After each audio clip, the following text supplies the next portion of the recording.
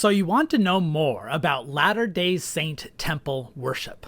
Few topics draw as much interest and scandal in the Latter-day Saint tradition as much as temple worship and what goes on within those sacred structures that are deemed sacred within the LDS tradition. These structures have come to symbolize the faith and its actions, especially in recent years, as they are taking increasing significance due to just deceased LDS President Russell Nelson announcing 200 new temples during his presidential tenure.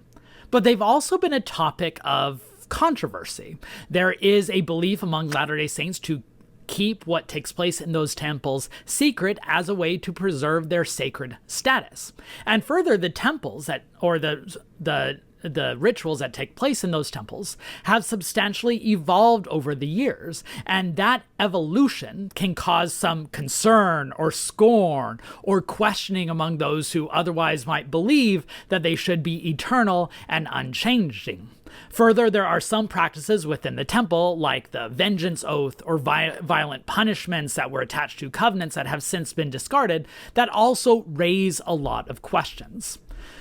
Dealing with the LDS temple is also a thorny issue for scholars who are forced to confront how much are we willing to talk about what goes on in there without, inviting scorn or showing disrespect to that tradition. Most religious studies scholars want to provide a degree of dignity toward those they study, which might include respecting their boundaries of what can and can't be talked about. Fortunately, some recent transparency on the part of the LDS Church and some sophistication on the part of scholars has allowed a bit more of a frank discussion. The Church now openly talks about and even shows videos of LDS garments. They provide more preparation for initiates. They even write out the covenants that are entered into in the temple in their publicly available handbook. And now, this week, we have a brand new book, Jonathan Stapley's Holiness to the Lord, Latter-day Saint Temple Worship, published by Oxford University Press. So in this video, part of my weekly So You Want to Know More About X series, I'm doing a bit of an experiment, so I hope you'll hang with me. I want to provide a bit of a historiographical background to this topic, talk about what scholars have said about LDS temples in the past. I want to then include an interview that I did with the author, Jonathan Stapley. It's a nearly 30-minute long video, and you'll find that in the middle of this video. And then third, I'll provide my own analysis of the book and why I think it's worth reading. But before we dig in, I need to give my awkward pitch that if you have not subscribed to this channel yet, please do so. If you find these videos useful, please hit the like button and share them with others so we can broaden the discussion. And if you want to give back, consider becoming a member of the channel. I am so grateful that for those of you who have become members. That's what allows us to continue, me and my producer, Anthony, continue producing these videos that I hope add to the discussion.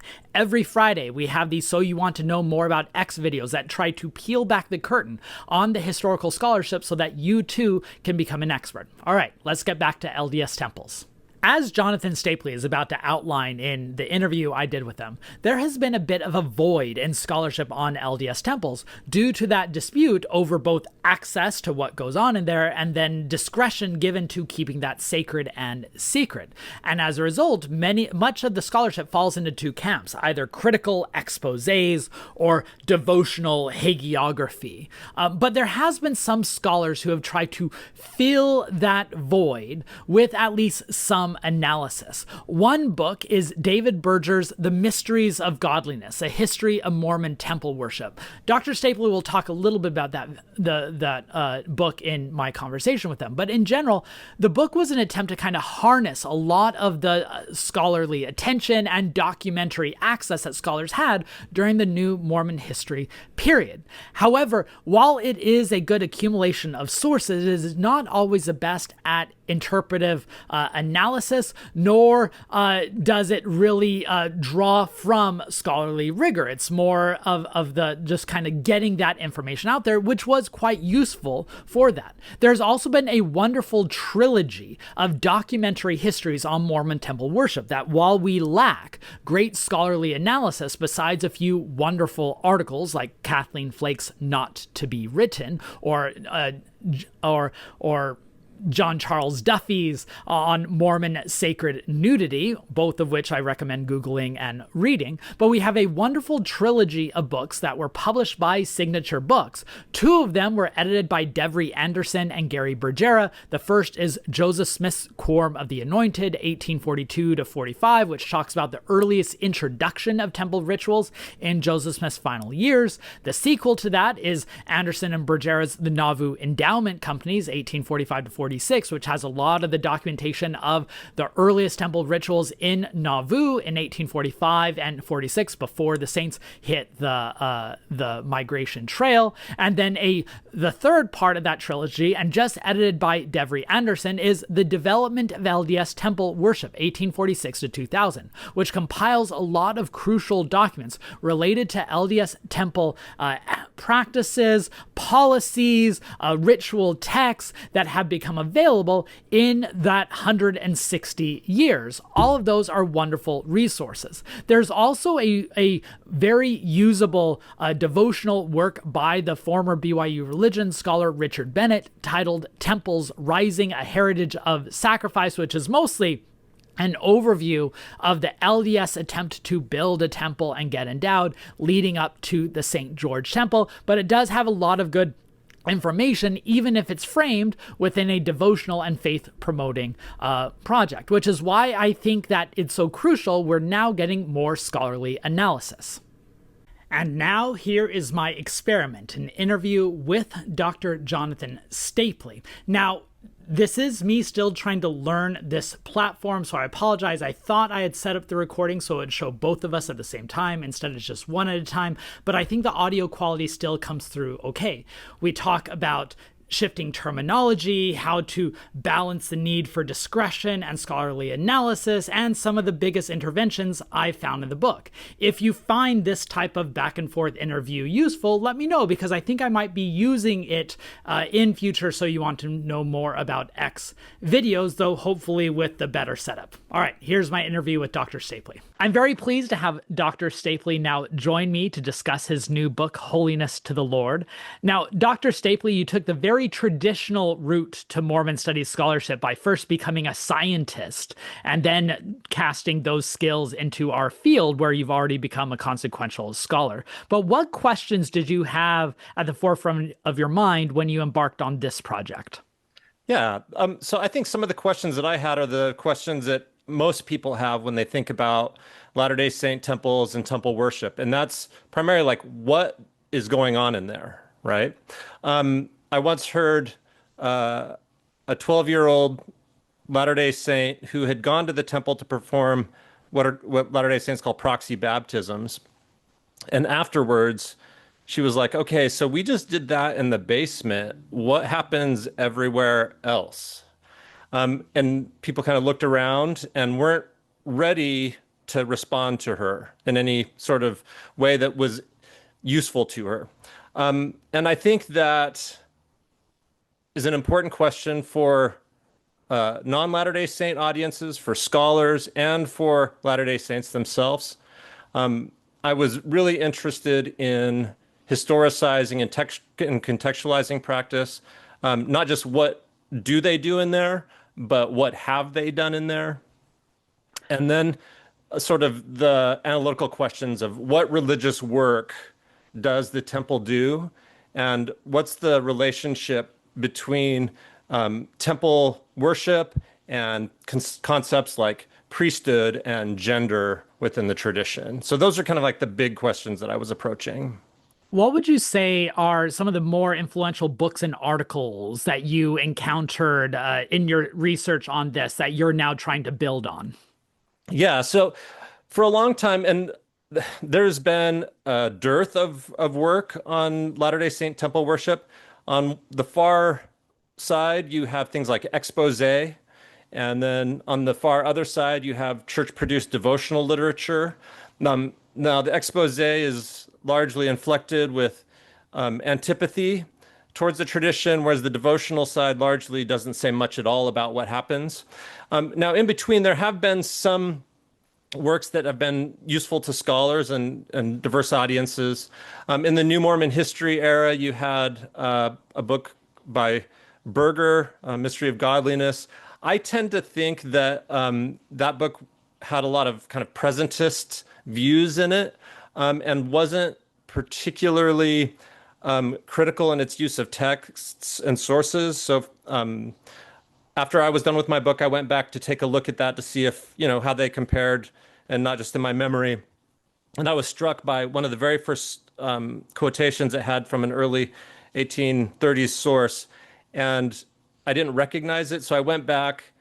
It was transcribed wrong, and it was attributed to a wrong, like the source, the footnote was to a different diary than from what it was from. So I think Other than that, it was just fine, I'm sure. Yeah. So I think there's a bit of kind of problematic use of sources in that book. There's been a lot of work on Freemasonry from that kind of New Mormon history tradition. There's also been lots of compilations of primary sources. So Anderson and Bagheera have kind of these scrapbooks of sources that are arranged, not always in chronological order. They take reminiscences and put them in kind of as if they were chronologicals, which are useful. Those kind of compilations are useful. I do that sort of chronological arrangement, although I put retrospective sources in their kind of retrospective periods. So those are useful, but not very. I think they're useful for scholars and insiders, but less useful for outsiders and people that are looking for synthetic or contextual treatments.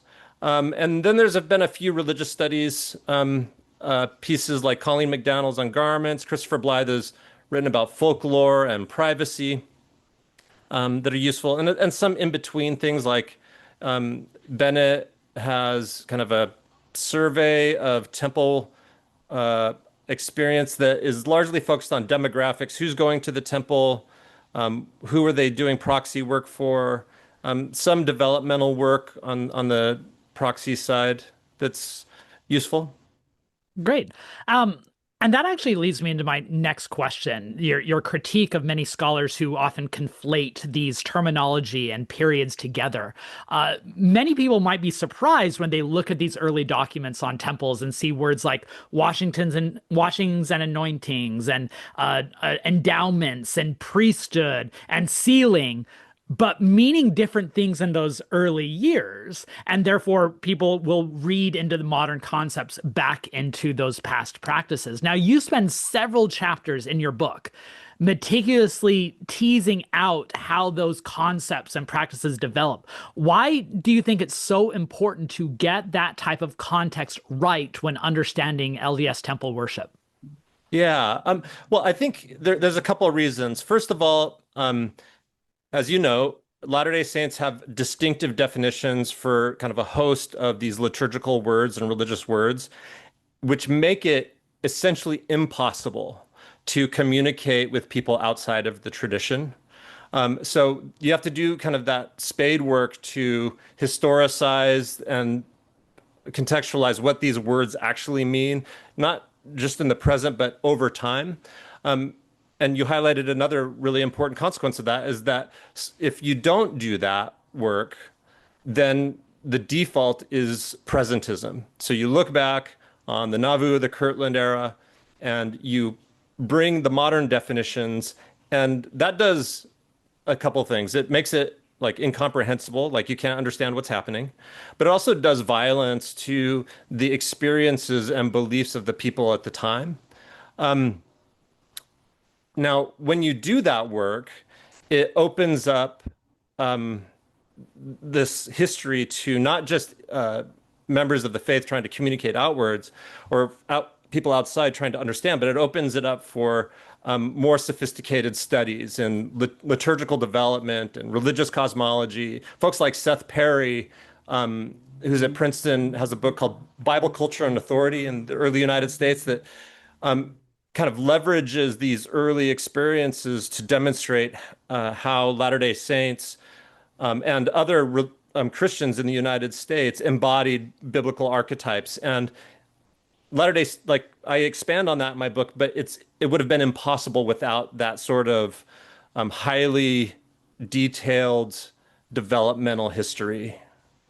Yeah, thank you. And maybe one of the best examples of how much those things and even the structures themselves change over time is the Kirtland Temple, which you note in the book was more often referred to as the House of the Lord or other names, and often it's not until later that we retrofitted the name temple back on it. Now, when the LDS Church purchased the Kirtland Temple among other properties earlier this year, or I guess it was last year, these times merged together in my mind, there was some like concerns or expectations that are they going to turn it into a modern day LDS temple with the new rituals? And the church had to clearly come out and say, no, we're going to keep it as a historic building, which now having read your book, one can see why that's the case, because the Kirtland Temple, in your telling, functioned quite differently. Could you talk about that a little bit?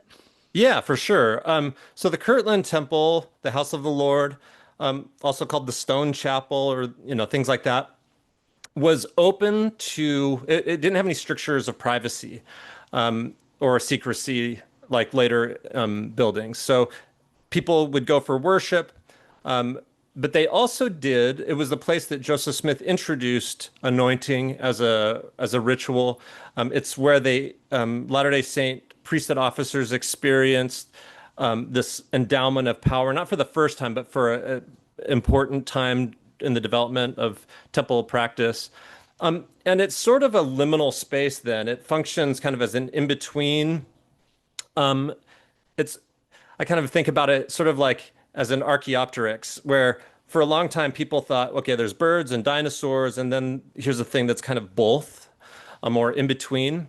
And I think some people want to force, like, Latter-day Saints, were raptors and then they became birds, and this is a way to kind of show the connection between eras because there's not a stricture of privacy. There's just this huge and rich archive of sources about people's experience within it. The temple experiences, but also the sort of worship and like they had Sunday worship there. They had meals. They had weddings that were like non-temple weddings there. So I think it's this really rich and useful place that by not limiting it or by not converting it to a later idea of a temple, we keep it open for all that sort of rich experience that's faithful to the early saints used it at the time. I just want to note to my subscribers, only here can you get comparisons of Mormon history to dinosaurs and birds evolution. That's the type of cutting edge analysis we offer, that your watching of Jurassic Park actually pays off when bringing into Mormon history.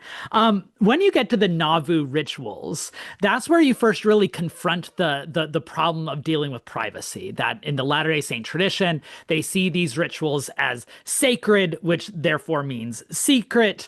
That talking about it in public kind of destroys that sacred barrier around it. And you posit that the best way to manage that dilemma as a scholar who wants to talk about what's going on while still respecting the limits placed on a religious tradition is to focus on the words and the experiences of those who participated. Can you talk about how that's a fruitful approach in your mind to solving this dilemma? Yeah, absolutely. So I think it's first important to note that the institutional standards of privacy or secrecy related to the temple are not static. They're shifting over time. So even in the last 10 years, what is permissible to discuss and show regarding temple practice and temple beliefs has changed quite dramatically. And so when we look back to the early experiences of Latter-day Saints, we can approach their experiences as they narrated them in really constructive ways. So Joseph Smith, for example, at his last general conference, outlined temple practices that in ways that later became verboten by the institutional church. But when we go back to Nauvoo, we can use his public statements to inform our analysis of it and discussion of it. And I think that happens over and over and over within the thousands and tens of thousands, 100,000s, and then millions of Latter-day Saints who experience the temple. There's a way of being faithful to their own narration and their own conceptions of sacredness and privacy by following in their kind of example. I think you're right. And so to circle back to one of the points you made earlier, these terminologies that change over time, one that I had never really considered before, seen laid out as clearly as what you do in this book, is how the very concept of ordinance changes in the Mormon lexicon from Joseph Smith's period to later, which then has quite substantial consequences for how we talk about LDS temple rites in general. Can you talk about why you see ordinance as such an important prism through which to understand this discourse and how that term itself changes? Yeah, for sure. So without question, today the church has not just doubled down, but like constructed its cosmic narrative around what it calls ordinances. And to translate that for outsiders, it would be more, I think it's probably analogical to the term sacrament in Catholicism.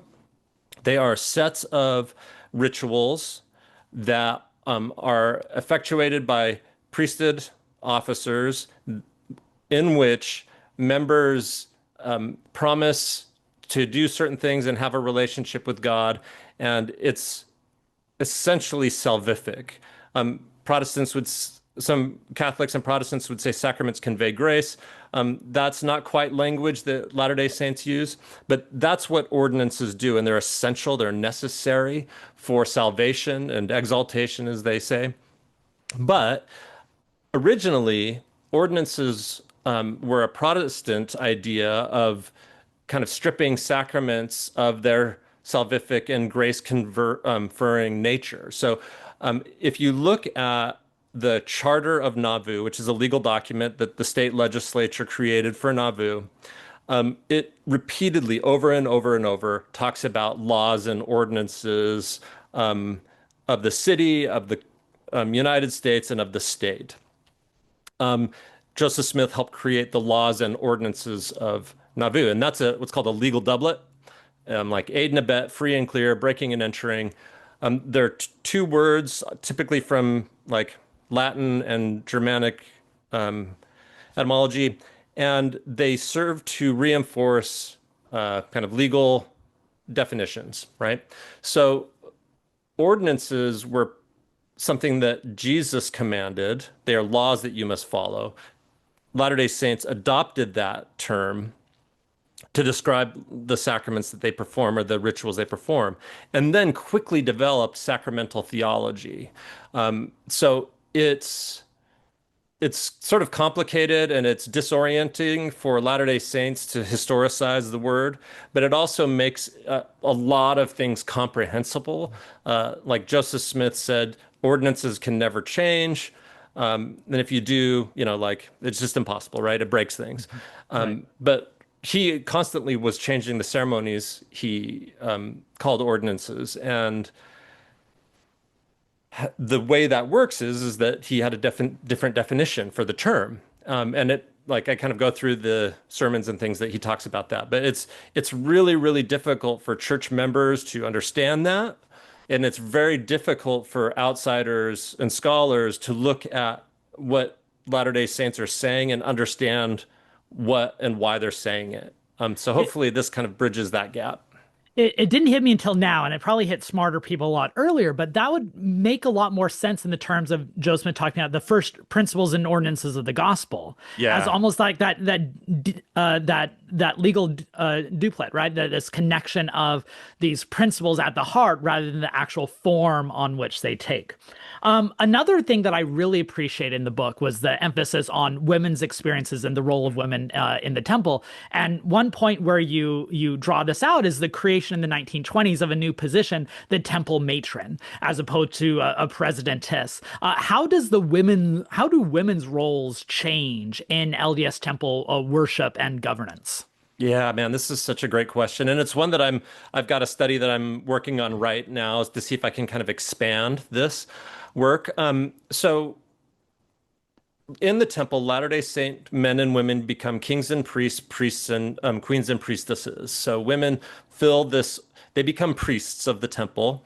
In a gender term, they use gender term like priestess to describe that. And they perform the ceremonies in the temple for other women. They wash and anoint women, they lay on hands, they bless. So they're functioning as priestesses. Latter-day Saints do not use that term today, generally to describe the work of the in the temple. I think largely because the way priesthood has evolved as a terminology, as a term over the last 200 years. But quickly, as soon as we had temples created, beginning in 1877, women were called to govern the work of other women in the temple, and they called those women presidents, often presidents over the women department or presidents of women's work. But in 1922, church leaders reformed that. They started calling that position a matron. It's a term they borrowed from secular society. There were matrons in hospitals and prisons and different civic groups, and they were largely kind of the mother or the woman that's taking care of the nurses in the hospital, for example.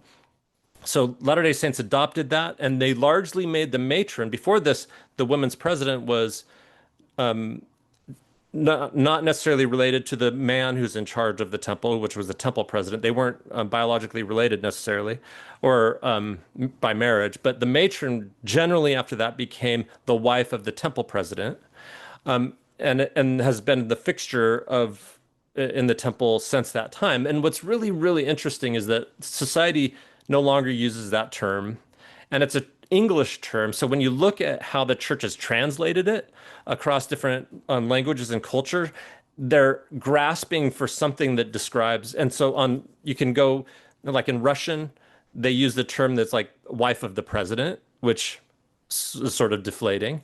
In Chinese, it's like female guardian, which is rad. You have like the temple superior, like mother superior in German. And like all these different terms that are trying to approach the work of this one character. And I think what it really highlights is that it's underdeveloped within the tradition. Like the church has not formally come to terms with that role and hasn't developed language to describe it, frankly. Yeah, that's so fascinating. And I love that there's a wonderful graph for those of you watching this really need to go get the book, because inside the book, there's actually a graph where he charts out the translations of these terms in different languages. And it was just such a revealing moment for me of how trying to translate literally these titles into different contexts gives insight in the ideological positions behind them. You spend a lot of time in the book on related doctrines that you think are either constructed in or are revealed in temple practice. Things like exaltation, polygamy, what you call Brigham Young's garden theology or Adam God theory. Why are those ideas and constructs so important to understand in the context of LDS temple worship? Yeah, I mean, so on the one hand, you could be like, well, this seems like a random sort of deep dive in an area that doesn't seem quite relevant to the lived experience of modern Latter-day Saints. But at the same time, they are ideas, they're cosmologies, they are practices that are historically baked in to the temple and even today, right? So Latter-day Saints often talk about not just salvation, but exaltation. And they've invested, President Nelson spoke frequently about how the temple is necessary for the exaltation of Latter-day Saints. That's that's the winning the cosmic lottery, right? Not, I mean, that's a little crass. That is the ultimate station um, where for human destiny, right? To go back to God and be exalted in his presence. And so what does that mean? How does it relate to the temple? How did Latter-day Saints construct their cosmos through the temple throughout time? And look, polygamy was a thing because like it was made legal within the community through temple ceremonies. It was only through temple ceremonies that you could be married to subsequent spouses. And so today, as Latter-day Saints deal with these ideas, they're necessarily passed through the temple, and there are vestiges within the temple, like the fact that living women right now can only be sealed to one man, whereas living man can be sealed to multiple women. There are certain vestiges to the decisions church leaders have made over time in relation to these policies, practices, and ideas. So I think it's essential context, essential bits of history to like flesh out what all of this meant and what it means today. And speaking of connected doctrines and practices, I found one of the most moving and innovative chapters in the book where you focus explicitly on race. Now, some readers might be surprised in a book on LDS temple worship to have an entire chapter focused on race, but I found it quite important because you're talking about both the racial restriction for those of African descent, you're talking about Native Americans, you're talking about Polynesians. Why do you feel that racial component is so crucial when understanding LDS temple worship? Yeah, that is such a critical question, and thank you for focusing on this chapter a little bit. It's something I'm really proud of. So, at its core, the Latter-day Saint Temple is creating an interconnected kinship network on a cosmic scale across time and across history, integrating all participants into the family of God.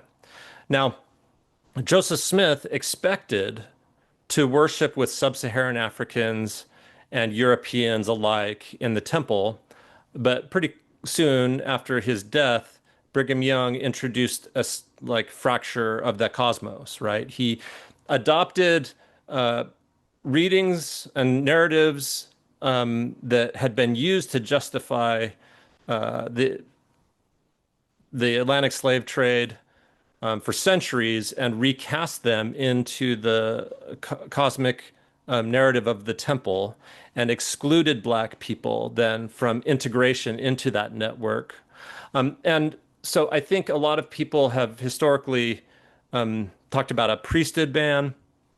More and more people are talking about the temple restriction, temple and priesthood restriction. But it's been hard to talk about like, well, why? Well, there's this, and so because X, we have Y. But really, what I try to do is flesh out like how deeply rooted this restriction became, because it wasn't just racism. It was racist, of course, but it was built on this narrative that ordered the cosmos for many Latter-day Saints. But it wasn't just about Black folks, because Brigham Young actively incorporated Native Americans and Polynesians and other peoples into this interconnected network of relationality. So he encouraged white men and white women to marry Native Americans. He sealed in Nauvoo a Native man, Louis Dana, to a white woman. And they celebrated those relationships. So it was never just about whiteness, although there are elements of white supremacy that get woven into the story. But it was about integrating all of these peoples into the family of God, and necessarily required intermarriage between different racial groups. It's also important because I think in the last 25 years, in the 21st century, we've really seen massive changes in how Latter-day Saints and Latter-day Saint leaders are coming to terms with these this fracturing of the cosmos and how to actively working to start repairing that. Excellent. Well, thank you so much, Dr. Stapley, for giving me some of your time to answer some of these questions. You're welcome. Thank you for having me. Now, I hope you enjoyed that conversation. I found it quite useful. I've read as much as I can on the development of LDS temple, ritual, and worship. But I learned a lot in this book, which is why I strongly recommend it. It's a really good primer. In fact, the first chapter of the book is probably the best scholarly primer of what LDS temple worship looks like if you come from outside the tradition and basically want to know the entire world surrounding the temple. Then the future chapters go into particular topics. Where this book truly shines is in its exhaustive research. Stapley has tracked down all these different sources, diary entries, policies, handbook updates that allow us to craft together the broader story on a variety of topics. As just one example, he's able to craft exhaustively a comprehensive story of the LDS policy on civil marriages having to wait before being sealed, something that was only recently changed in the United States. He traces its origins back in the early 20th century and how it evolved over the time. Just one example of him sparing no detail and providing a comprehensive story. The book also provides detailed overviews of topics that far transcend temples in their significance. Things like Brigham Young's Adam God doctrine, what Stapley calls his Garden of Eden theology, as well as issues like whether polygamy was considered necessary for exaltation, because all of that was tied into temple worship and temple construction. He also connects second anointing theology to exaltation theology as a way to talk about how Latter-day Saints have evolved in their thinking about what comes after death. He has an entire chapter at the end focused on death rites and burial clothing. And in all of these instances, you have to make sure not to skip the footnotes. Stapley is the master of the footnote citation craft. Here, for instance, is an example of his footnotes when talking about the garment evolution in the 1920s and following. Lots of information packed into that space. So a few key takeaways from the volume that I want to emphasize. I really think it's important to read this book if you want to understand how these concepts like sealings, washings, endowments, even priesthood evolve in Joseph Smith's own time and then have substantial changes in the ensuing decades. I think Stapley was able to find a balanced way to discuss these, in the minds of believers, sacred concepts and rituals in a way that both captures their change and places them within context. And more, he captures how common Latter-day Saints shaped these temple experiences and were not merely passive recipients of what leaders were doing. In other words, there are various moments in the books where Stapley comes out and says, these Latter-day Saints were structuring how they interpreted this. They weren't just waiting to be told how to interpret it. And as I mentioned in the interview, I thought the most innovative chapter was on race, which uses things like the Century of Black Mormons and other scholars to integrate these previously marginalized voices into these salvific stories, going beyond just Black Mormons, but indigenous Mormons and Polynesian Mormons, unpacking what race actually meant and how it was deployed in the temple. Now, there are some parts of the book that I would have liked a bit more clarity, or that I myself might have taken a different approach given different interests. For instance, I sometimes felt that the book loses its chronological development as it traces back and forth across decades, moving on a topical approach rather than a chronological structure. I thought we lost some of that context. And second, I thought that there are some times in the book, like the Nauvoo temple ordinances, which of course I geek out a lot about because I wrote a book on Nauvoo, where I think he's overlooking some of the contextual influences like politics and social pressures on the temple development beyond just theological. But those are quibbles. Overall, I found the analysis quite persuasive and the research as quite exhaustive. So there you have it. I hope this overview was useful. If so, hit the like button and share it with others. I hope you enjoyed my interview with Dr. Stapley. If you think that this is something that I should do more in the future, let me know. If there are other books or articles that you find useful in understanding the Mormon temple ritual history, please leave those in the comments as well. If you haven't subscribed to the channel, now is the time to do so and consider becoming a member as well. History has never been more relevant than right now because it allows us to contextualize and understand these practices and ideas that are sometimes taken for granted, like in the LDS tradition, temple worship. Historians provide meaning, and that's what I hope some of these conversations do as well.